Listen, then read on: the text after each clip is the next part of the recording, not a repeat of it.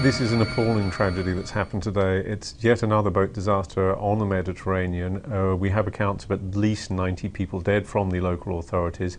Our thoughts right now are with the families and the people affected themselves, but you have to think of the tragedy that lies behind this, which is that these people, many of them are likely to have been fleeing war, fleeing persecution, fleeing human rights abuses in their own countries. So this is a tremendous tragedy of multiple layers.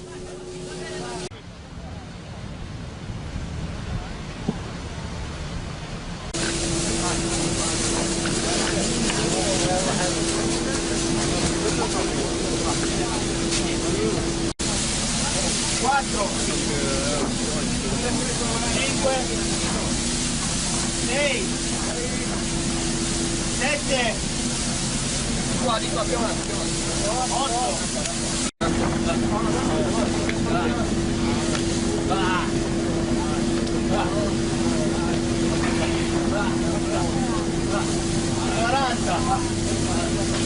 41.